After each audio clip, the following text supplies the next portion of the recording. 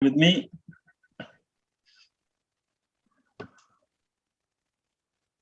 Right, we're now live, Chair. Yeah. Good evening, everyone, and welcome to this remote consultative meeting of the Inner North West Community Committee. My name is Councillor Javed Akhtar, and I will be chairing today's meeting.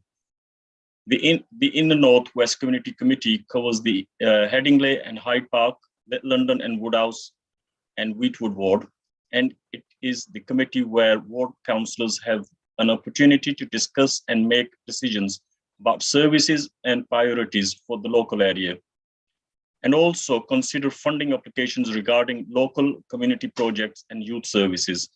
I would like to start the meeting today by confirming that today's committee is consultative meeting and that members of the public are able to view the meeting via the live webcasting. As the meeting is consultative, any recommendation made will either be confirmed via a delegated decision notice following the meeting or rectified at the future meetings. As we begin the meeting, could I ask all attendees to mute their microphones unless I invite them to speak? This will avoid disruptions from background noise. Could I now invite members and officers to introduce themselves and mute your microphone once you have introduced yourself? I will start with Councillor Kaylee Brooks. Hello everyone and Happy New Year. Councillor Kaylee Brooks, Little London and Woodhouse ward. Councillor Abigail Marshall-Kutung. Good evening, everyone. It's Abigail Marshall-Kutung representing Little London, Woodhouse and the City Centre. Councillor Jonathan Pryor. Hi, I'm Councillor Jonathan Pryor for Headingley and Hyde Park ward. Councillor Neil Walshaw. Good evening, everybody. Happy New Year. Councillor Neil Walshaw, Headingley Park ward. Councillor Jonathan Bentley. Good evening, Jonathan Bentley, Councillor for Wheatwood ward. Councillor Chris Howley. Good evening, Chris Howley, also a councillor for Wheatwood ward. Councillor Emma Flint. Happy New Year, everyone. Yeah, Emma Flint representing Wheatwood ward. Can I now ask the officers, and I'll start from Alice.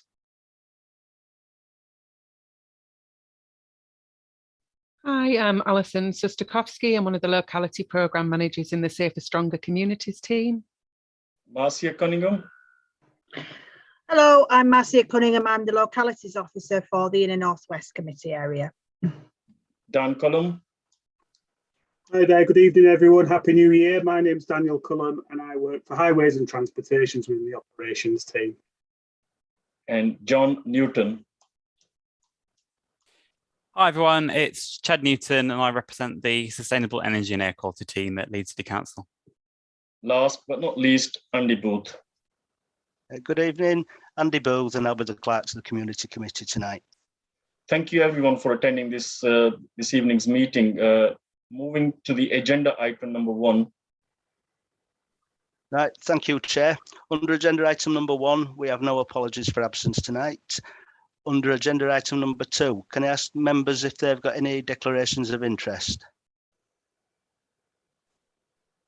I can't see any hands, so we'll move on. Next item on the agenda is the open forum.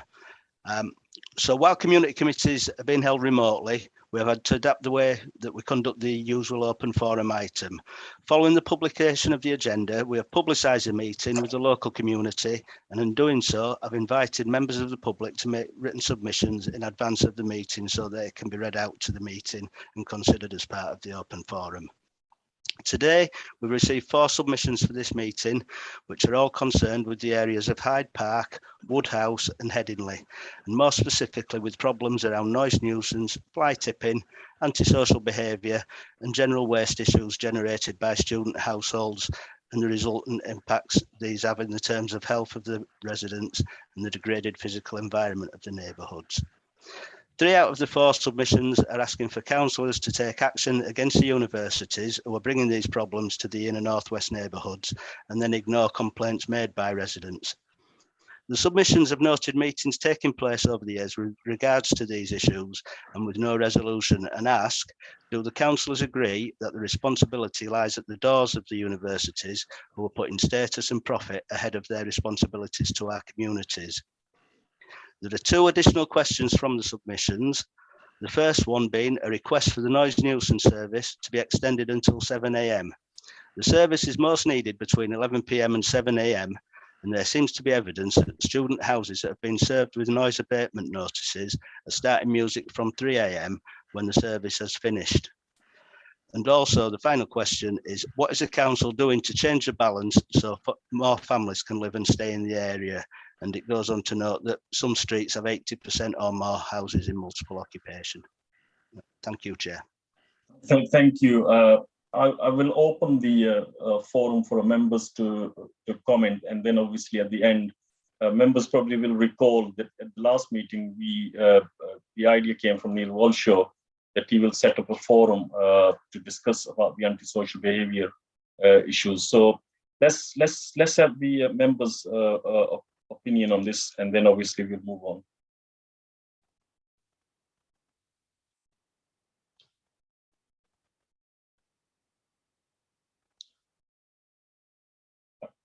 I can't see any hands. Is that Jonathan wants to come in? Jonathan Pryor? No, Chair, it's myself. All right, Neil. Councillor Walsh. Okay. Yes. Got his hand up. Yes, Neil. Yeah, thank you, Chair. So we had at the Cardigan Centre before Christmas, we had the first antisocial behaviour forum, noise forum, which was very well attended by members of the community, which is excellent. Showed the depth of feeling about this issue, and stakeholders from the council, including refuse cleansing, environmental services, the universities were there and represented at a senior level.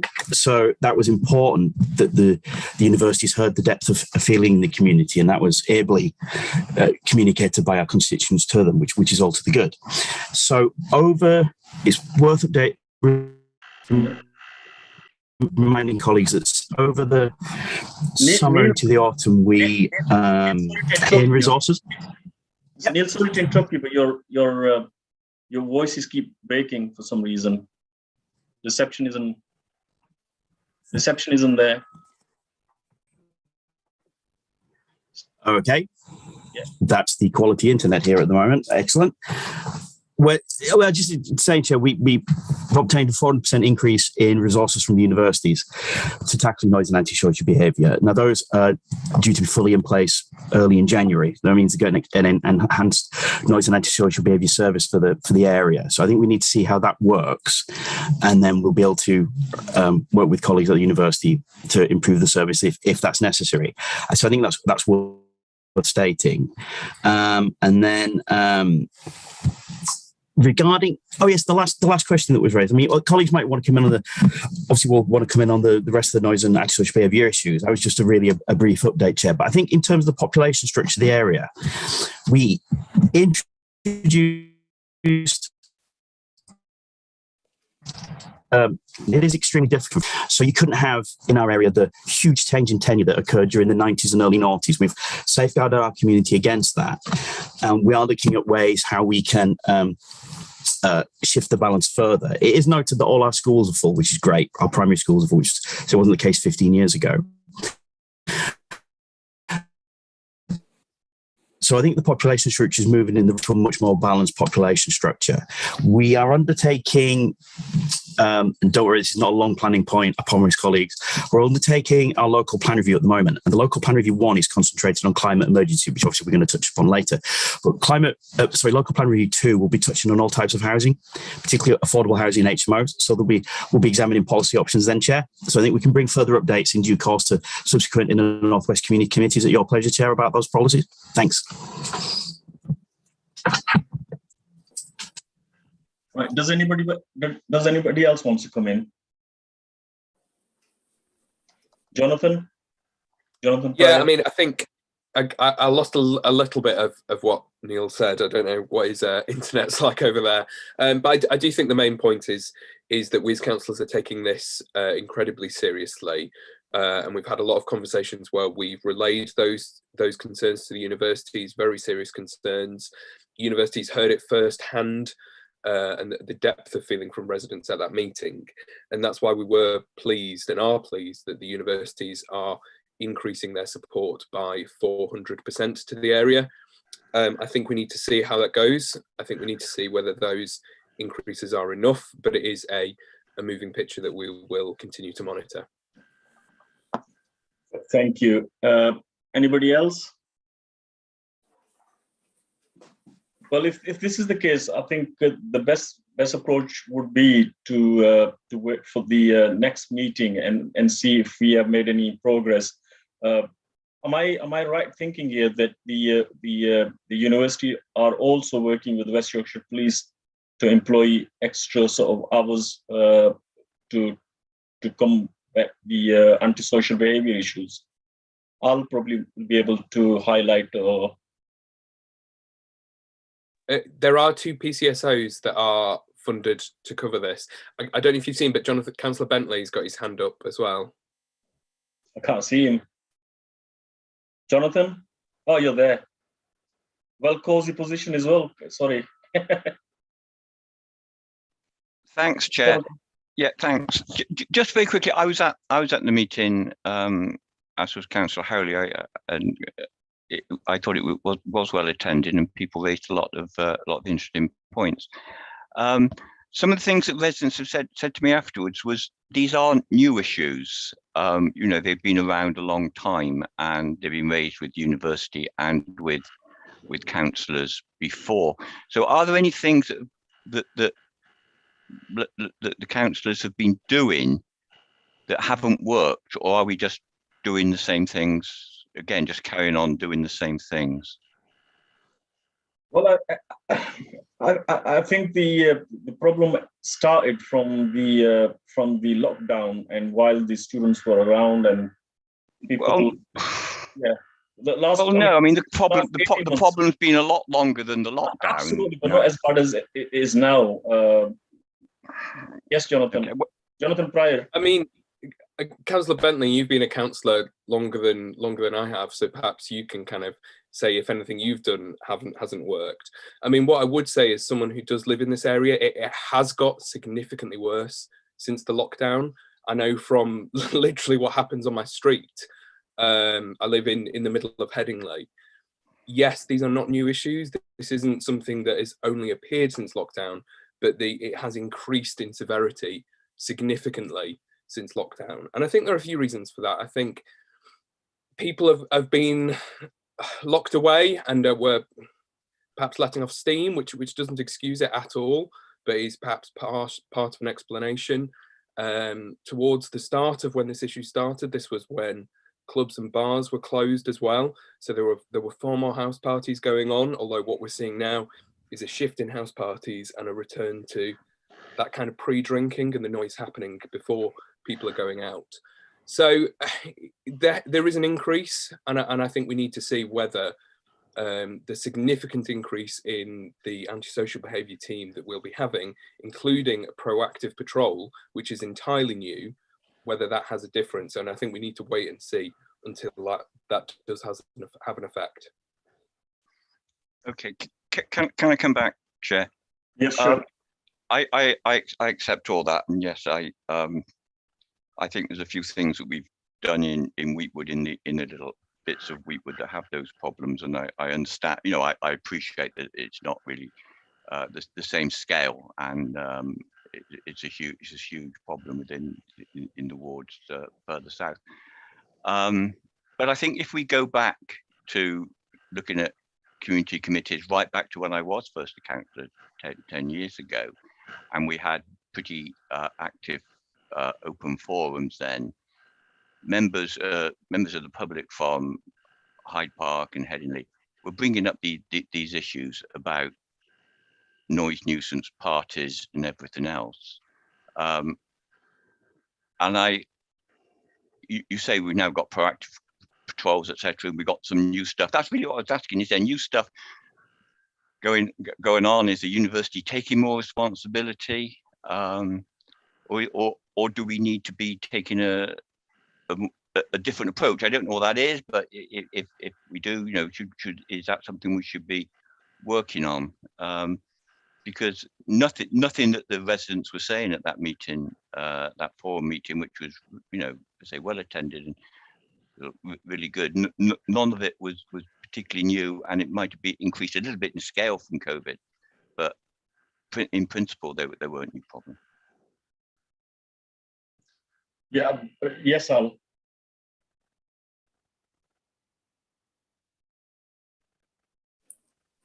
Yes, none of it was new, but it has increased in volume and scale. I think that Leeds Beckett, having appointed a community liaison officer, is a really good thing, and something that we've been arguing about for some time. And that has improved relationships with Leeds University, and it should do the same with Leeds Beckett. I think also that thinking about the litter and side of things and the bins, with everyone working from home so much more, not just students not being allowed to go on campus, but also permanent residents who might be at work, working from home. Obviously, there's an enormous amount more volume going into the bins, and with the waste management service being understaffed due to COVID outbreaks, self-isolation, etc., it has caused an awful pressure on that, which is very much pandemic related. Now, the university have said now that they will assist, particularly at the time of student changeover, with both money and resources to alleviate the pressure on the waste management service, and we're going to be having a meeting with them very soon to work out the exact logistics of what that help will involve. And similarly, I do think that finally they have agreed to put in a lot more money, as Jonathan was saying, for a service that will entirely concentrate on this area, instead of the calls to the antisocial behaviour unit, which obviously they are answering calls from all over Leeds and have to go there. The extra service provided by the university will concentrate entirely on this area. So I think that is as a result of a lot of pressure from us councillors over a period of time. And as we've said, we'll see how well it works. If I can just say finally, if no one else wants to come in, to say that all councillors who are present here, all 9 of us, are obviously concerned about the antisocial, and especially with the party and family living next door, for example, and they need to go to school in the morning, and there's a deprivation of sleep, etc., which we absolutely take it seriously.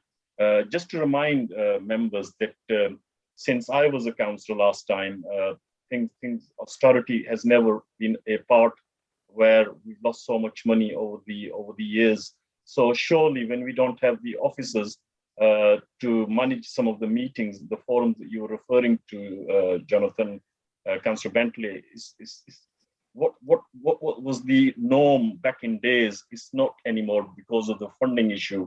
But nevertheless, because of the lockdown, our hands were tied.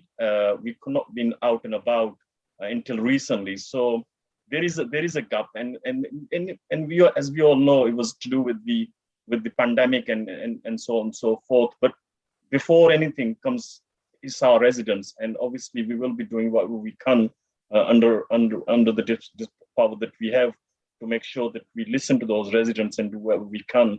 But I think we should give the opportunity to Councillor Walshaw to come up with a good sort of understanding between the university and the partners, and surely we will need all of you guys' support to make sure that we are all working in a team to have a comfortable life for our local residents. If there's anything we can do for our residents, is that when they come home, they should have some sort of peace with their family, rather than having a loud parties. The neighbors are causing mayhem for them. So all 9 of us are on the same page to make sure that we do whatever we can to make sure that our residents are being heard. So shall we now move on to next item, if that's okay with members, unless if anybody wants to speak. Thank you. Moving on to item number 4, to note the minutes of the previous meeting. Anyone wants to come in? So we're all okay with that, yeah? If this is the case, item number 5, highway winter service update. Dan, can I ask you to present your report, please? Yeah, thank you very much. I'm just going to present my screen, everybody. If you just give me 1 second.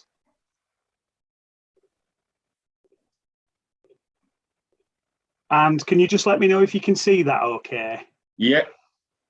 Right, fantastic. Right, so firstly, thank you for having us. There's myself here today. My name's Daniel Cullum. I'm the operations manager working sort of in our central highways and transportation service. Joining the meeting as well, we do have Nick Hill, who works more operationally, as he meant. Nick's based over at Pottery Field. So between us, what I'm going to do is I'm going to present what we want to show you today about the development of our live tracker. And then if there is any questions, hopefully, fingers crossed between us, we will be able to answer some of those for you.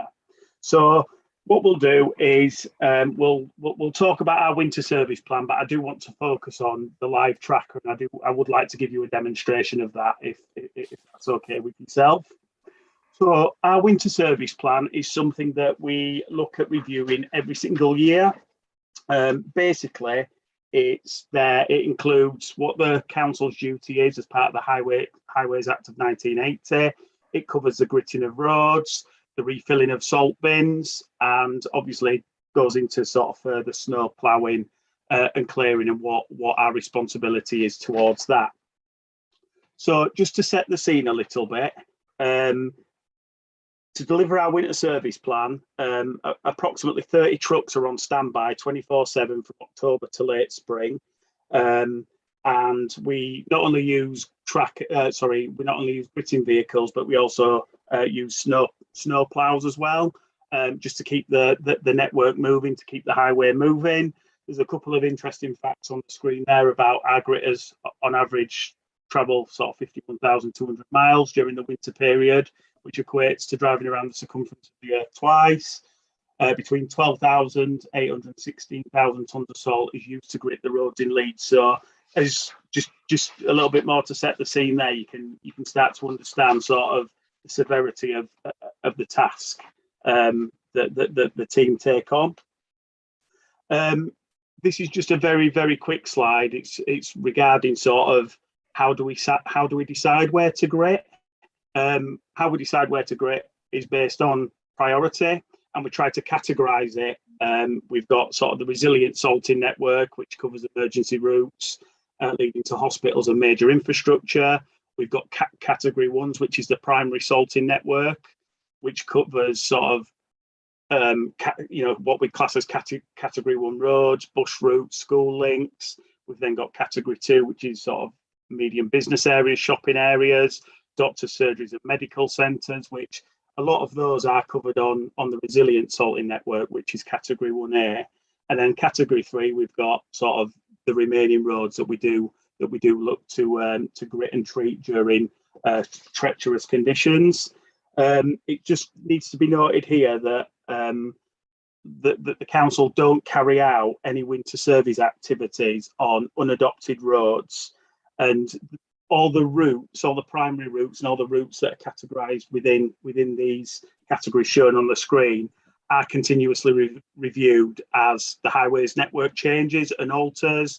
Obviously, there's new housing estates, new schools, new roads placed into the network. So they are reviewed on an annual basis. In terms of our winter service plan, as soon as this winter period ends, we're already reviewing and looking at working on the winter service plan for the following year. So it is a continuous cycle about how and what we do decide to include within sort of the winter service plan. What I've got here is it's just in the process of being sort of officially signed off.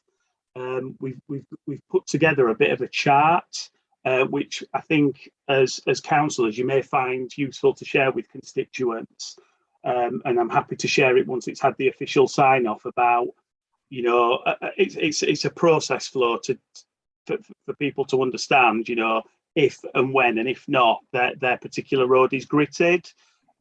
So as soon as I've had official sign off for that, I will look at sharing that, because it might be something that you want to pass out to constituents. So what methods do we use to assist in terms of how we grit roads? There's a couple of graphics on there. The one in the top left is just a load of lines on a weather type map. That's a system that we use called Roadmaster. We don't decide to go out based on BBC weather or anything like that. We are using data that's driven by weather stations that are based in both Winmore and Yeadon. These weather stations provide us information such as road temperature, the air temperature, the relative humidity and surface state to allow us to make that conscientious decision about when do we need to go out. As I mentioned before, it's 24/7 standby. At what point do we need to go out? And we try and plan this as well as in advance as we possibly can. And then the bottom two images on there are just trying to show that we use a variety of different vehicles to get out there and to salt and keep the network moving. So when we're talking about a gritting tracker, one of the questions raised is, why did we want to develop this gritting tracker? Now, this gritting tracker is an interactive tool which will allow anybody, visitors, residents, citizens of Leeds, to log on to the Leeds City Council website and look at where a gritting vehicle has been. It will allow them to make a conscientious decision as to whether to travel. And some of the points that we also think it may benefit is it helps support the economy by giving citizens and visitors, you know, the tools to travel and choose a safe route to their destination. Hopefully, you know, we're going to reduce traffic accidents by letting people make more informed decisions about whether they choose to travel or looking at an alternative route. In terms of the pressures on our services, we do get a lot of contact into our contact centres and other avenues, and it's trying to reduce the pressures on those. It'll support our ambition to become sort of more digital and support the digital Leeds ethos, and it'll help support citizens to access medical care, hospital appointments, and support services safely. So, without further ado, I am just conscious of time. Has that directed you to Leeds City Council's website, can I ask? Yeah. Yes, excellent, thank you. So on the Leeds City Council website, we do have an ice and snow clearing page, and it gives a little bit of background on gritting routes and what we'll cover. We've then got a green button here about viewing the gritting map. So if I click that, it will then bring up the tracker which we have built and developed in conjunction with a third party provider called Masternaut. Now, once it opens up, you'll see that there is quite a lot of squiggles on there. You can see here on the you can see here on the map. You should be able to see a bit of a cartoon gritter. That means that particular gritter's out there now. And what we've got is down the right hand side, we've got some information about how to use that. So hopefully that will become self-explanatory to its users. So if I click on the layer list, it gives me some options here, what I can select on and off. So we can see here that we've got gritter lorry tracks that have been done in the 0 to 12 hours, and those are red. We've then got 12 to 24 hours, which are orange, and we've got 24 to 48, which are blue. What I am going to do is switch those off for the time being, because what we can then look at is actual gritting routes. So I've selected the gritting routes button here, and it will take a little bit of time. As you can see here now on the screen, we've got the location of a vehicle that's out now, and we've got various different colours that highlight some of the primary gritting routes. In the top left-hand corner, we do have a functionality to be able to search. So we can search via postcode, via address. If I'm just going to select there, I will put Headingley, and I'm just going to click onto there in terms of Headingley. And if I scroll out a little bit, apologies, I am not familiar with West Leeds. I've always worked in sort of South and East Leeds. But what that allows us to do, or as a resident, it would allow us to look, for example, off St Michael's Road here. We can see here that we've got a primary route here. So we can view the route, and then if we want to see if it's being gritted, so we can see here that St Michael's Road has been done within the last sort of 0 to 12 hours. I'm selecting the other layers on there now, which then show me that obviously that particular road they've been out more than once in the last couple of days. Again, I can search via postcode. I'm just going to select a postcode which I know isn't your area. Apologies. I'm just going to do it for. This is in East Leeds, but again, we can see the streets. We can zoom right in. We can remove layers. We can just see what the routes are. It just allows, hopefully, people to make that more informed decision about whether they travel or not, and allows them to, check on a morning before they're travelling to work or to any appointments. Is there anything else you would like to see on there before I go back to the presentation? Appreciate I'm asking such a wide forum, but I'll take silence as no. Excellent. So if I flick back to here, so we've obviously gone through the tracker there. And then in terms of how we want to, or how we're looking at promoting this tracker, we've not actually done a big launch of this yet. There's a couple of reasons for that. One, it's IT, it's relatively new, and we didn't want to do this big launch and then for us to find something wrong with it. So we're looking at a softer launch. We've been round the community committee meetings to present that, and what we're doing is we are collecting feedback on that. So if there is anything after this, where after you've had a look at it, please do send on to me, because we have got a bit of a log that we're creating where we can go back to the developers, and if we want to make any changes, it's far more cost effective for us to do that in one go, opposed to sort of drip feeding that through. So we are looking at promoting it internally. We've got various newsletters, which we're asking staff to then go out and show family, friends. We're going to utilise social media. We've got Facebook, Twitter. We do have an Instagram page also. We are going to use our website. We're introducing later this month a strap line that's going to go out on all our emails. So every person who's got a Leeds.gov email will have this as a strap line as part of their email at the bottom. So again, just to promote it, our contact centre are aware. The contact centre are aware, because we can understand that some people who may want to utilise this don't have access to the internet. But if they call up or make contact with one of the customer service outlets, they will be able to explain to them, when their route was last gritted. Apologies, that's a whistle stop tour. Was conscientious of time. Are there any questions? If you can take the screen off, please, so I can see everyone. Yeah. Is it Jonathan? Did you want to come in? Yes, please. Thanks, Chair. Thanks, Daniel. That's very interesting presentation, particularly the schematic about the order, because that's something we often get asked by residents. Thing that concerns me, though, is that all that was about roads. Yeah. I think I probably get more inquiries about the state of pavements in bad weather, particularly from people trying to access shops. That's, it's the walking bit. The roads, well, the roads are the roads, but getting out, and particularly if we're trying to prevent falls and prevent people going to A&E. I just wonder what we're doing about keeping pavements, footpaths clear. Yeah, no, Nick, apologies, and I don't mean to drop you into. I'm glad you've unmuted. Thank you. That is as if we've practiced that. Thank you for coming in there. Yeah, well, the only thing to say on that is that we have categories as well for footways as we do with the carriageways, to be honest.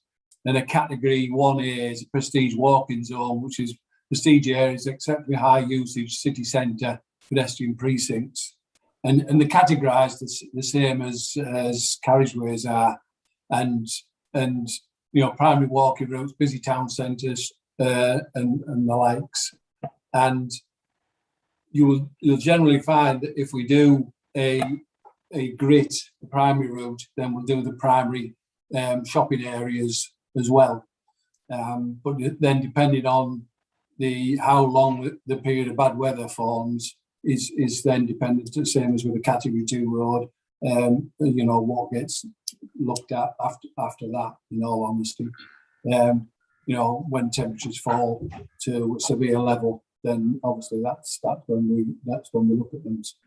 So I suppose at the end of the day, the treatments that we do and that are within the gifts of the council, I suppose that they'll make the policy for us at the end of the day. And if they want more looking at, then it's within their gift. Obviously, it comes at a cost.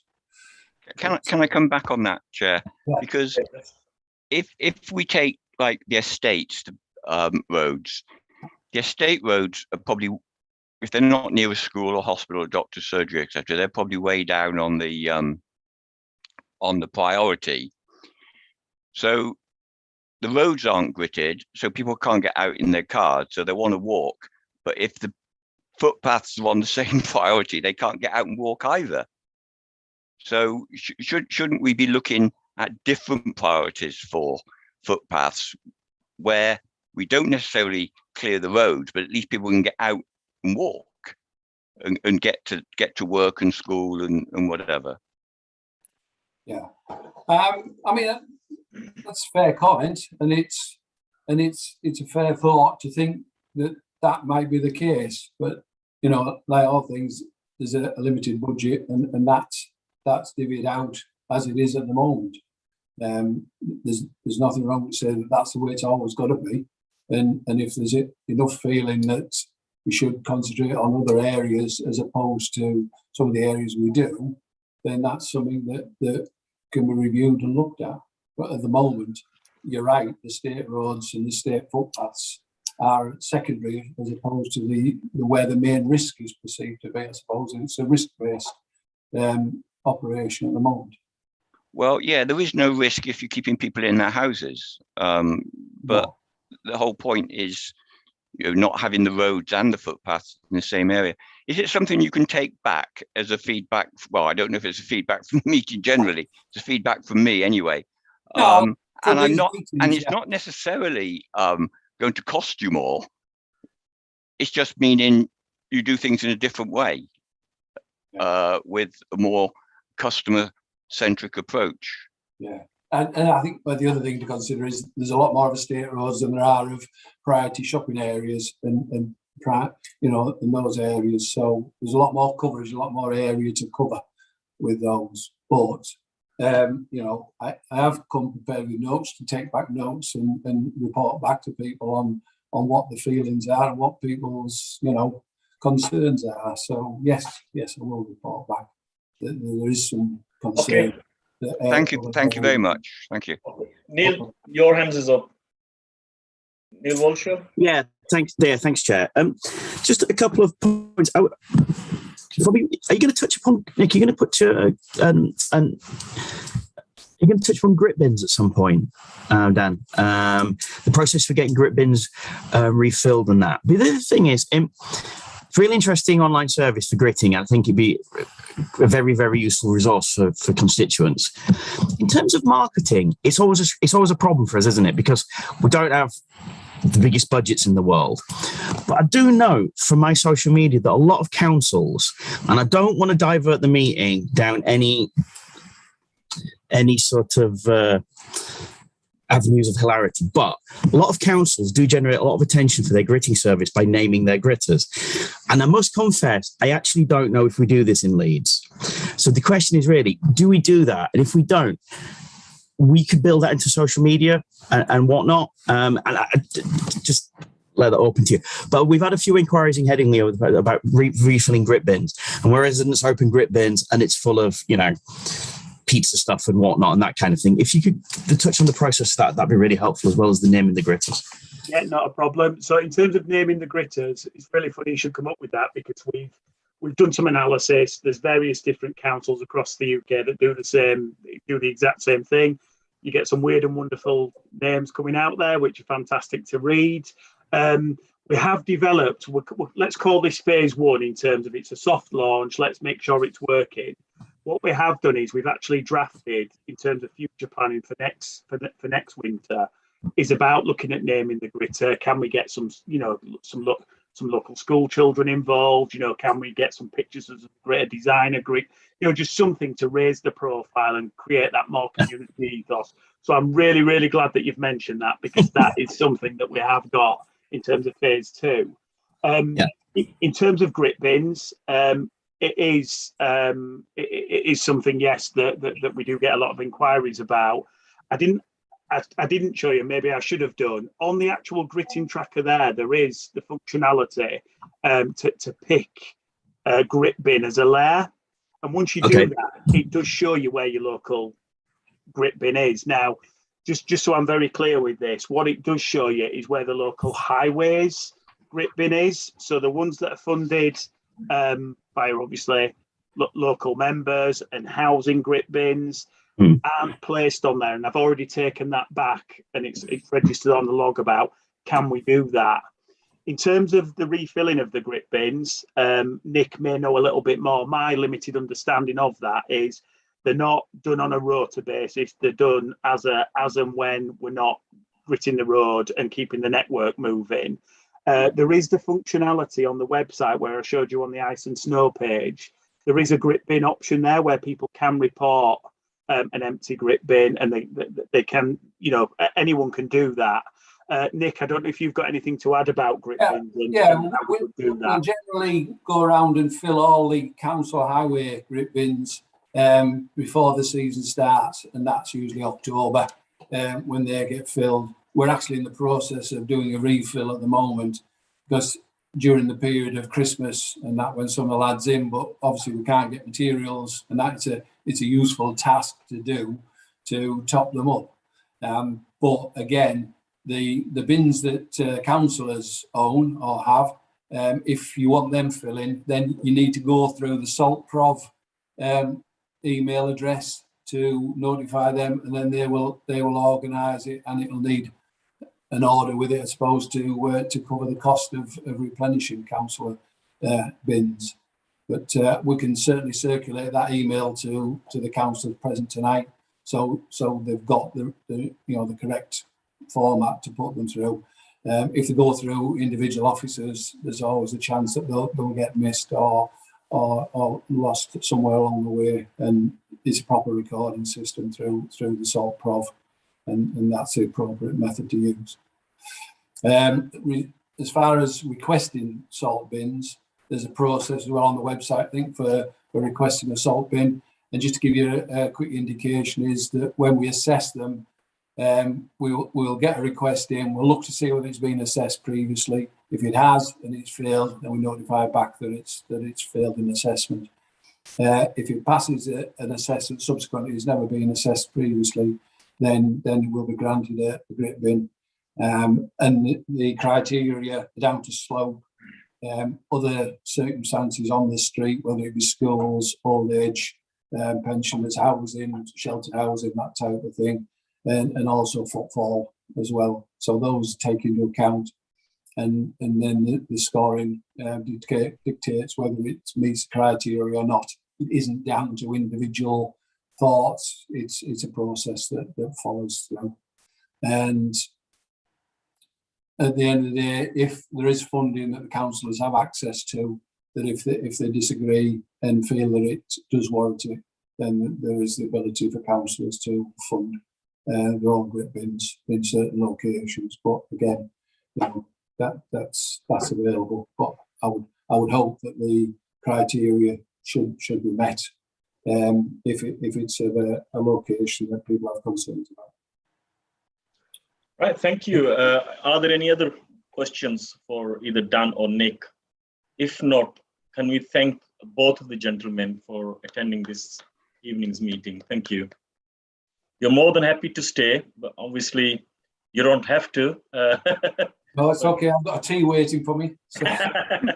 Like, I'm going to get off, but thank you ever so much for having us. Thank you. Thank you. But I've got 2 young children to get, so thank you very much and Happy New Year. See you later. Happy New Year to you as well. Thanks very much. Can we now move on to item 6, climate emergency update? And we've got Mr. Newton. Thank you, Chair, and good evening, everyone. I'm going to share my screen, so please let me know when you can see the PowerPoint. Can someone let me know if they can see that? Yeah. Brilliant, thank you. So I'm from the Sustainable Energy and Air Quality team, if for those who aren't familiar and potentially those viewing at home. And our team has 2 functions at Leeds City Council, really. So firstly, we work with departments across the council to kind of coordinate and support with policy to kind of help ensure that it aligns with kind of the net zero ambition and air quality objectives as well. And then secondly, we also do work ourselves to deliver a lot of projects such as the citywide district heating scheme, the electric vehicle trial scheme, and other kind of many other schemes, including many around decarbonisation as well. So what I'm going to do in this presentation is I'm going to start with the latter function. So I'm going to provide an overview of some of the projects that we are delivering and how they're impacting this area. And then I will provide a whistle-stop overview of the climate action plan, what needs to happen, what we're doing, and some of the challenges as well in delivering that as well. I'm happy to take questions throughout. Unfortunately, I can't see if any hands are raised, so I'll stop at the end of, I'll pause at the end of every slide if that's easiest. And then if you want to make me aware if there's any questions, Chair, then please do so. So with that, I will begin presenting. So as I mentioned, the sustainability team is delivering a number of projects ourselves. And these are 3 of the big ones, and there's some information here on what we are doing in this community committee area.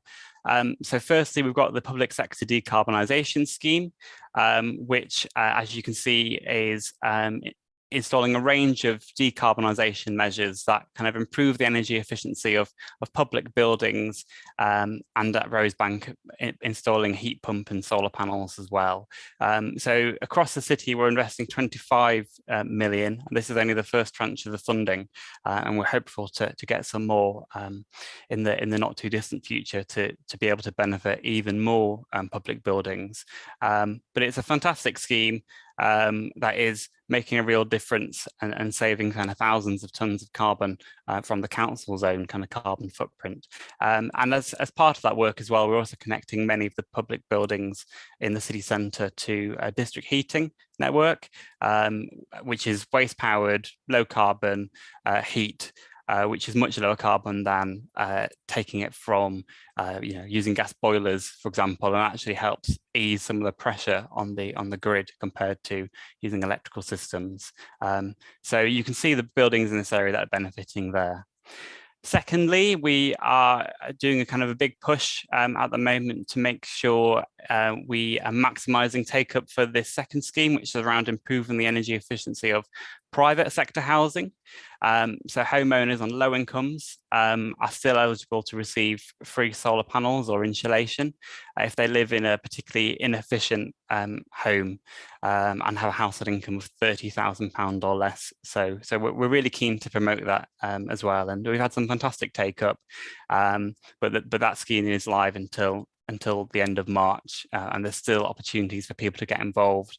One of the things that we have found is, although this is aimed at alleviating fuel poverty, which is why it has that income cap on, there is no maximum value of the property. So many people think that because they live in a potentially more expensive property, they won't be able to benefit from this.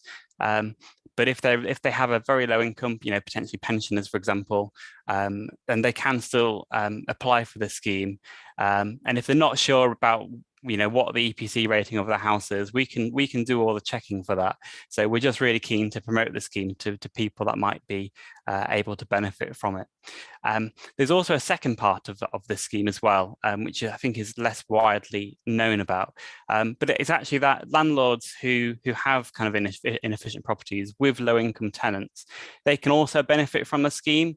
And although they don't receive free solar panels or insulation, they do get what is effectively a 2/3 subsidy. So potentially student housing, for example, might be suitable for that. So again, if you have networks, in this area, or if you know people that might be interested in the scheme, please do help us support that, and we can provide content to help do so. And the third kind of key project that we have been leading on over the last couple of years is the electric vehicle trial scheme, which is designed to encourage more businesses primarily to kind of consider switching to an electric vehicle and see if it is right for them, if they can do their daily journeys using an electric vehicle, and also whether they'll save money in the long run. So businesses that have been taking part in this scheme,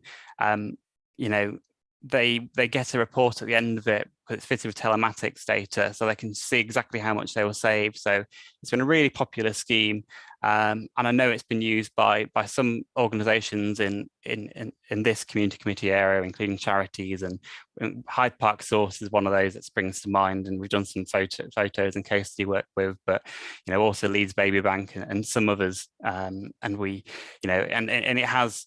As well as helping kind of promote electric vehicles, it's also made a real difference in taking kind of hundreds of thousands of diesel and petrol road miles away and replacing them with zero emission vehicles. It has a direct benefit in that sense as well. So those are some of the major schemes that we've been leading on and delivering in the last couple of, in the last 12 months primarily, and how they'll benefit this area. So I'll just pause if anyone's got any questions about that before moving on to the next slide. I see Councillor Marshall Katung has raised a hand. Yes, Chad, thank you very much. Just looking at the 30,000, where the income is below 30,000 for the solar panels for homes. So far since this was a take up, and do you have that in terms of breakdown by wards? We don't have a ward by ward breakdown at the moment. I could provide it at the end of the I can provide an update in terms of what the take up is following this meeting, because we do have that, but we don't have a ward by ward breakdown at the moment, unfortunately. Okay, no problem. Thank you. So I just thought I'd share this tool as well with members as part of this presentation as well, because I think it is something that you may find interesting, and it's in the public domain, so any member or member of the public can see it. But it is a really useful tool that shows the average carbon footprint of LSOA areas. So kind of quite focused kind of community areas, and it's fully interactive, and so you can look at different areas and see how their carbon footprint is made. And so you can take a place-based approach to think about, okay, well, what can we do? What do we need in this area to reduce, this area's carbon footprint? And across the city, we need to reduce everyone's carbon footprint. But if you're wanting to know how it, impacts a particular area, it's a really useful tool that you can zoom in and out on and click on. The colours and the grades relate to kind of how it compares to the national average. So any that kind of the colder colours are, greener, lower carbon footprint than the average area, and the darker colours have a higher carbon footprint. But you can actually click on a particular area and see exactly how it breaks down, and so which area, what elements of a carbon footprint is one area stronger on, for example, and what elements potentially that needs to be improved. But when I had a quick look at this area, and you can see, it is interesting to see that in general, this area is generally quite low in terms of lower than average in terms of the carbon footprint. But there's a link in the presentation, and I can share that again with members as well, in case anyone wanted to look at this in their own time. As I've mentioned, we also lead on the city's air quality strategy, and has been some significant developments over the last 2 years. So members, I'm sure, were aware that the city was planning to introduce a clean air zone. But then when we looked at the data in towards the end of 2020, we realised actually that the city's fleet, so the average vehicle used in the city, was considerably greener and cleaner than had been when we had designed the zone. And actually, even if traffic returned to normal levels, the air pollution at key points wasn't going to exceed the legal limits. Since then, the council has since passed a new air quality strategy that will take us up to 2030, and that has a more holistic approach that aims to reduce emissions, not only from transport, but also from buildings, industry and agriculture. And we've got a new target of trying to meet the much stricter air pollution targets based on the World Health Organization guidelines by 2030. But what I think is quite clear, and you'll probably see when I get through the rest of the presentation, is that there is a huge overlap between the measures that we need to improve air quality and the measures that we need to decarbonise the city. So as we solve one problem, we also solve the other. And finally, on the air quality point, the other thing that we have committed to do more of is also working with the healthcare sector in order to educate those who are potentially the most vulnerable, either based on their underlying health conditions or potentially their exposure, so that people know what steps they can take to protect themselves, and targeting that at some of the most vulnerable people to it. So finally, on the first part of my presentation, I just wanted to include a few suggestions for how members or members of the public even can help promote some of the work that we're doing and that I've touched on so far. Any help, as we've mentioned, in terms of promoting that free solar and insulation offer, it would be really helpful. We can share content.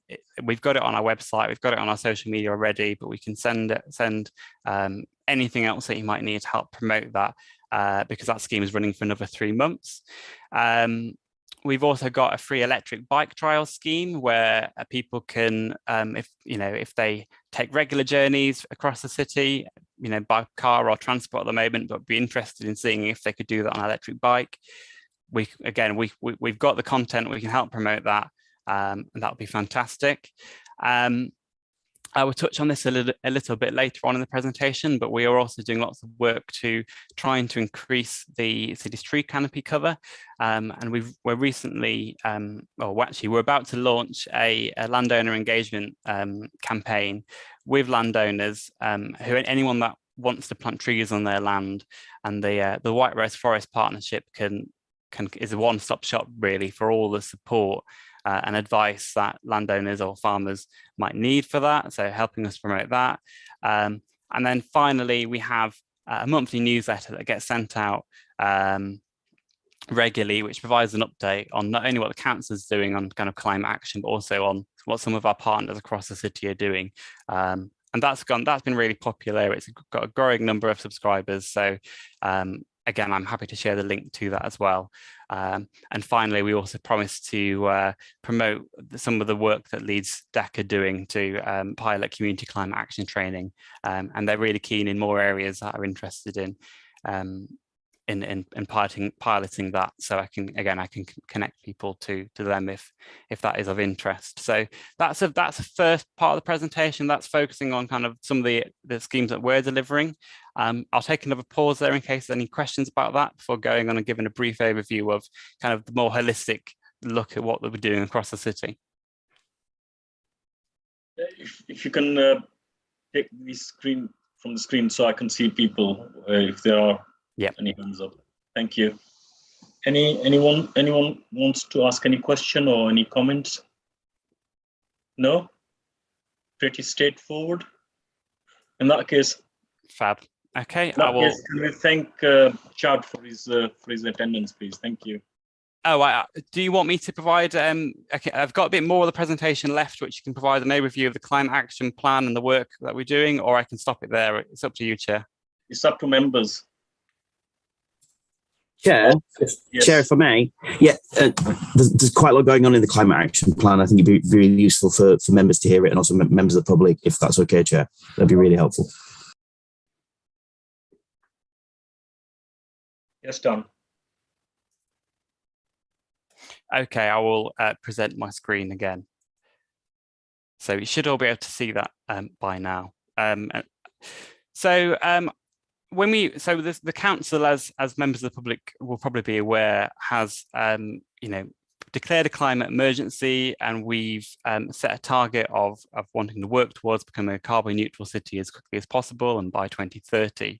But what does becoming a net zero city actually mean? So I can provide over the next few slides, I can provide an overview of what that will take. But this slide at the moment is kind of the really high level strategic aims of, okay, when we say that, what do we actually mean? So, we need buildings to be really energy efficient, to use less energy in the first place, which will actually help save people money, which will make people live in warmer, more energy efficient homes that are cheaper to heat.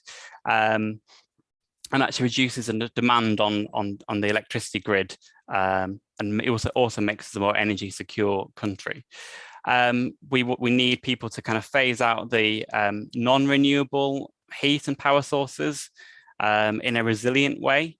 So gas, for example, but actually this means moving towards low carbon heating, such as electrical heat pumps, district heating, or even kind of clean gas solutions, which I know are being looked at, nationally in terms of hydrogen or biogas.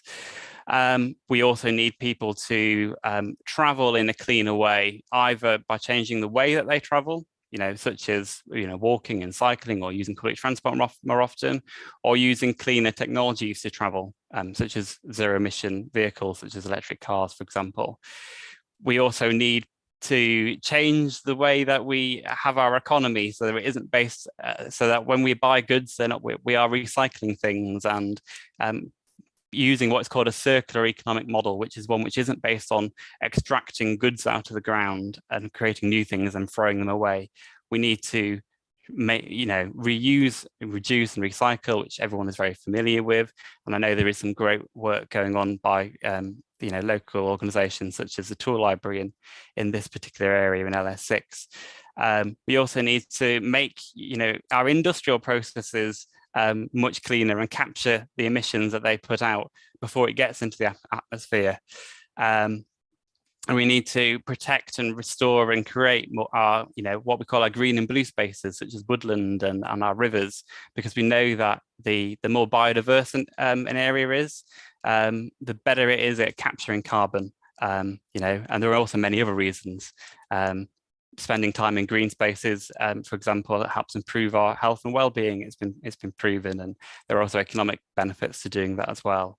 And then finally, we also, there will be some level of emissions that are unavoidable, initially at least. So there has to be some degree of offsetting or capturing the excess carbon emissions from the air in order to hit that net zero target. So it's a huge challenge, obviously. And we've said all along that it won't be possible without the support of residents, of businesses, and of governments at every level.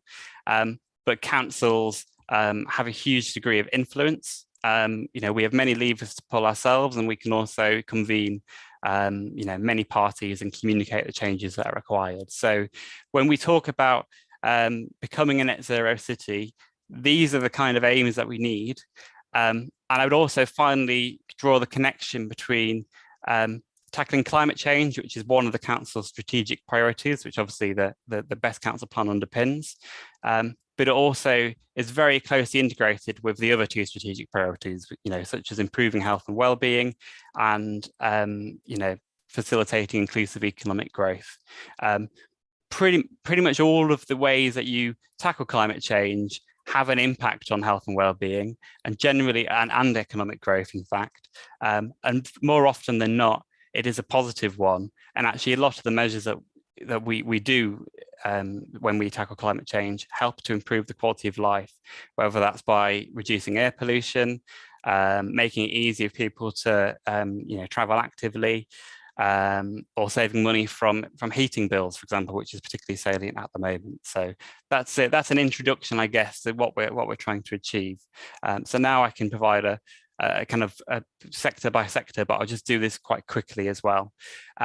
So we know, for example, that in terms of the city's carbon footprint, around half of it comes from heating and powering our buildings, approximately a quarter from residential buildings, approximately another quarter from commercial buildings. And generally, it's from those that are poorly insulated and are heated by kind of oil or gas. So in order to fix that, we need to make our buildings better insulated and switch to cleaner heating. In terms of the council, we have a massive housing, estate, and actually they're already more efficient than the city average. Where they're EPC-C, the city average is EPC-D, but we need them to be even more efficient, which will help our tenants save money and it will save carbon. So we've committed to investing 100 million across the city to improve council housing by 2025. In terms of the private sector housing, there's we are doing different things. There's the scheme I mentioned earlier, which in terms of rolling out solar panels and insulation to low-income homeowners, which are helping to tackle fuel poverty at the same time. But unfortunately, that isn't the level of, that isn't going to solve the problem on its own. And actually, as a council, we have limited powers on what we can do on private sector housing. We are in the process of updating our planning policy to make it, make homes kind of greener and also more climate resilient. So you may have seen that, last year we consulted on an update to our local plan. So again, that is pushing for more of the changes that are needed. But actually, developers can still, to this day, build a house which will need to be retrofitted in the future, according to the National Committee on Climate Change. So there is a challenge there, and I guess a tension in, arguably between the local and the national policies. The final thing I'll also say on this is, as I mentioned, a quarter of the carbon footprint from buildings comes from commercial buildings. That's where our 25 million public sector decarbonisation fund comes in, because we're trying to decarbonise our buildings, and we're also looking at ways to secure private investment to fund additional upgrades in publicly owned buildings as well. I already mentioned the planning consultation. As a country, the way that we produce power is becoming cleaner and greener every year. So there is a good news story there. The graph on the right hand side shows the percentage of green energy, but it isn't going to be fully green energy by 2030, unfortunately. So what we can do as a council is increase the amount of the renewable energy supply by making sure that we have entered an agreement whereby all of the electricity we buy will be produced by renewable energy, which is something that we've committed to doing by 2025, and also expanding the rollout of technology such as solar panels, putting them on private, giving them to private buildings, opening a solar farm, and expanding the low carbon district heating network. So again, there's still a tension there between the local and the national position, but that is what we are doing, what we've committed to doing. I've already mentioned the public sector decarbonisation scheme, so I won't dwell on that again. So I'll just skip past that. And again, I've already mentioned the free solar and insulation. The next big, I can see someone's raised a hand as well. So I'm happy to take a question. I see Chris has raised a hand. Thank you. I'm finding this push for solar panels a bit confusing because, with the best will in the world, spend something like £4,000 on a solar panel installation, you in the UK, in certainly in Leeds at the moment, you'll be lucky to save around, well, 2,500. Well, no, you'll be lucky to generate 2,500 kilowatt hours a year, of which you'll probably use less than half of that. So the benefit to a low-income family, I can't see being particularly great. But spend a very, very small fraction of that money, and you can make a very significant impact on heating bills through good insulation, you know, starting with the basics. And obviously an average house is probably using about 10 times as much on heating than it is on electricity. So why is there this big push for PV? And not putting all those funds into really getting heat loss sorted in houses which are probably far more desperate for it. So the scheme that I've mentioned, the free solar panel insulation scheme, it is doing both. There are many buildings, there are many properties that have already done some kind of insulation, such as cavity wall insulation, for example, who can still benefit from the solar panels. We are also doing external wall insulation in select areas of the city where the properties are suitable as well. But so the simple answer is we're doing both. Both helps. You know, in an ideal world, every house, houses would be super well insulated, and many more homes would have solar panels on. There are also constraints in terms of the funding that we've got, in terms of what we do, in terms of how much we can spend, and there are constraints in terms of how a property is designed, as how much it will cost to insulate them. So there's lots of different factors, but we are trying to do both where we can. Chad, if you can wind it up, please, because members are starting to leave, because this meeting was scheduled from 6 till 7, so I know we're running a bit late, but I can understand all the issues that we have raised. They are absolutely important. So I don't mind running a bit late, but if you can speed up a bit, please. Well, that's absolutely fine, Chair. I will just end on the transport section, because that's the other big issue in terms of the city's carbon footprint. So I can wrap up in a couple of slides. Sure. So finally then, more than a third of the city's carbon footprint comes from the way that we travel for work and leisure, and mostly that's from kind of diesel and petrol cars. Is where most of the emissions come from. So as members are probably familiar with, the council recently consulted on its Connecting Leeds transport strategy, which has a kind of ambitious targets to to increase the uptake of cycling transport, and get people to travel more sustainably, and is committed to investing lots of money in being able to do that. But in addition to helping people to travel in a greener way, we also do need to do at the same time promote and increase people to switch to greener vehicles as well, because we recognise that there is no one size fits all solution to transport.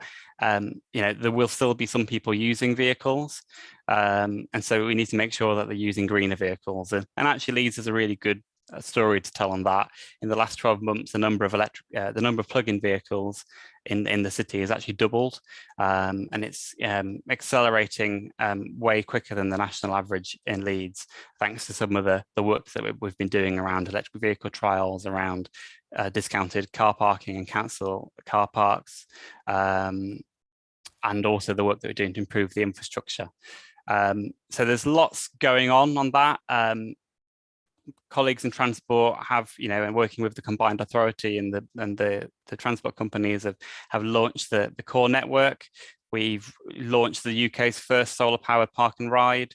There's lots of work going on to improve the active travel infrastructure in the city centre. And there's also a really great behaviour change campaign going on to share case studies and show what the benefits of active travel are as well. So I will stop there, because obviously I'm mindful of your comments, Chair, but I'm happy to take any questions about what I've talked about or anything else. Thank you for that, Chad. Perhaps I should declare an interest. I have taken the benefit because I do run a cleaner car now, so I'll declare an interest with the support that I was given. So is there anyone else wants to come in?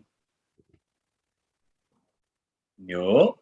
I've just put something in the chat, Chair, just asking if we could be sent that presentation. Sure. Will that be okay? Yeah, that's absolutely fine. Thank you. If there's no more questions or comments for Chad, in that case, thank you very much, Chad, once again. It has been really sort of informative for us and also those who are watching us. But, you know, one thing I would like to ask with these solar panels and the isolation sort of scheme, how long does the process takes if a resident wants to apply for the grant, and how long the process runs? Because it's the timing, isn't it? I mean, at the moment, people are going through some hard time, and people that I represent and many of my colleagues represent, they are below the threshold of £30,000 a year earning. Yes, so it depends basically on how quickly people can get back to us with the forms that we, you know, and the questions that we give to them. But ideally, if people could get reply by the end of this month, that would be ideal. But I think we can still keep taking applications really until the end of February. Maybe it's kind of pushing it a bit, but yeah, it takes probably at least a month. You know, when you have to get from the very start to the very end of the process. So I really encourage people to apply in the next month. When is the deadline? Sorry, end of this so month. Ideally, the end of this month, at a push to the end of February. Yeah, but to get the application in, sorry, we have to use all the funding up by the end of March. There are communities that we obviously represent. There are hard to reach sort of thing. And what I was thinking, if we can arrange a small meeting with some of our residents and obviously encourage them to apply for it. Will that something that you will be interested in? Yes, absolutely. Okay. Thank you. In that case, thank you very much, Mr. Newton, for your time, and enjoy the rest of your evening. Thank you, Chair. We're all good people here. Right, moving swiftly on to item 7, finance report, which will be presented by Mercia. She knows how to keep the time. Right, thank you, Chair. I will just emphasise certain points on this and not go through the whole report, mindful of everybody's time. So I'm actually going to start with the wellbeing table and draw your attention to the balance at the end of that table, which is £1,290.41.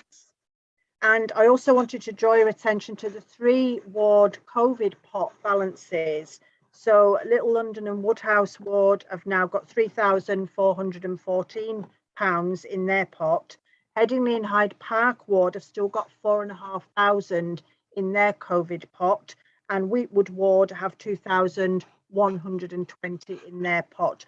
And I have listed in those boxes the money that has been spent and what it's been spent on as a point of interest for everybody.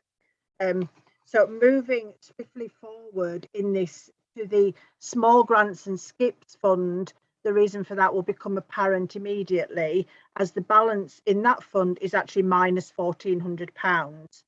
So what I'm suggesting, if the Chair and the committee agree, is that we actually transfer the wellbeing balance into the small grants and skips pot, which would then leave a deficit of only £200.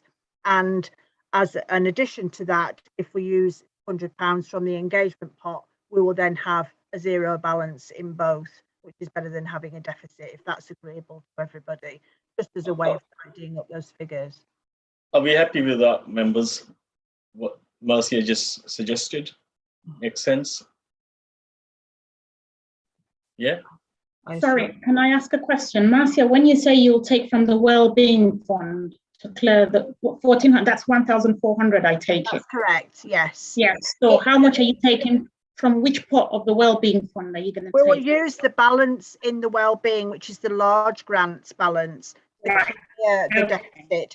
The reason that has occurred is by actually operationally giving out some of that money as a small grant instead of a large grant, because that made it easier, particularly with small organisations where they need the money up front, rather than waiting till the end of the period. So it really, overall, it's a technicality to actually make the process work for us and for our residents, rather than, you know, us being slaves to the process, basically. Okay. If that makes sense to everybody. Sure, thanks. Okay. Are we happy with that? Is that okay? Thank you. Right. Yeah. Okay, if we move on to the capital pot, we still have a balance in there of £24,042. You will see underneath that at the last meeting we had the All Hallows application, and it does say on this document that this is still pending with the officer who actually looks after capital. That has now been cleared. That was cleared just before Christmas. So all that funding is now going ahead into their project. So with the ward-based initiative funding as well, that is all going ahead. So just wanted to update you on that.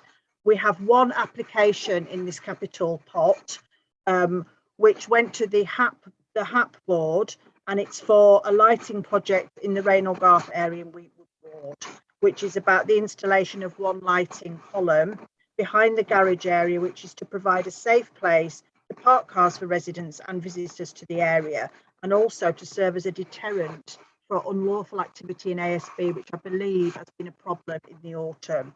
So they're asking for 3,887, £4,000 was asked of the HAP board. So up to members to decide whether they want to approve that or not. All in favour? Anyone against? Thank you, that's carried. Okay. And actually, while we're talking about applications, there are two here that came in just before Christmas, which are really decisions in principle, as we do not have any funding left. I just wanted to alert you to the fact that they'd come in. One of them has come in from the LASBAT team, which is about having a project to complement the funding which the university is now putting up in terms of reducing antisocial behaviour with students and so on. If you read that in there, the total amount required over 3 years is £21,000, which is quite a significant sum, but is over a period of 3 years. And the other project has come in from West Yorkshire Police, which is about cycle security. As a number of cycles, I believe it's 152 have been reported stolen across the inner northwest, and those are ones that have actually been reported stolen. So this project is seen as being a big deterrent to that. I mean, at this stage, we cannot make a decision on that. So, I mean, what we can do is just bring it back at the end of March for a proper decision on funding with some additional information. I personally think that will be the wise choice. Yeah. Yeah, me too, Chair. Yeah. Okay, that's fine. And the other part we have is the, sorry, anything else on item 8? Item 8, we're on item 7, sorry. 7. The SEAL fund, we still have 121,867 in that pot. No applications as yet for that, but potentially may have some next time. Sure. That's all for the finance report there. Any questions or comments, members? No, in that case, we move on to item 8. Again, it's Mercia to present. Item 8 is the update report, which obviously I won't go in this in any great detail. All the updates are there for people to read. I would just like to draw your attention really to the table which has been provided by Money Buddies, as this was a very large project in terms of our overall funding that was agreed last year. The table shows the number of people that have been seen by that service, the number of clients, and also, very importantly, the financial gains that that service have actually created for those residents, which total £211,000. So I think that that shows the value of actually the investment that the committee has made into that project and the number of people that have been helped. There are also 3 case studies on that page that you can read if you want to look in detail as to how people have been supported and the results of that. So I think that's really important. Is that okay, Chair? In terms Excellent. Any questions? Comments? No. Is anything else you want to say, Marcy, on the same agenda? No. No. Okay. Yeah. On that case. Yeah. Sorry. Sorry, Yeah. sorry, Chair. I have a very brief AOB at the right time. Okay. Absolutely. Yeah. No worries. Item 9. The next. Okay. Before we go into item 9, let's have your any other business, Neil. Yeah, thank you, Chair. Much appreciated. It's just very briefly, as you know, I'm now the Inner Northwest Community Committee's representative on the airport's consultative committee. We received an email from the Inner Northwest the Northwest Leeds Transport Forum regarding the airport not allowing public access to their meetings. What I was going to suggest, if colleagues are amenable, if I pick that up and myself and you Chair, write to the airport, sort of reminding them need to have meetings in public and for transparency and to be an accountable local institution. If that's okay with colleagues. Like I said, it was very brief. Yeah, that's fine. That's fine. Yeah. Okay. Item 9, the next scheduled meeting of the Inner Northwest Community Committee is due to held on Wednesday, the 30th of March, 2022 at 6 p.m. That concludes the meeting. Can we now switch off the webcam, please?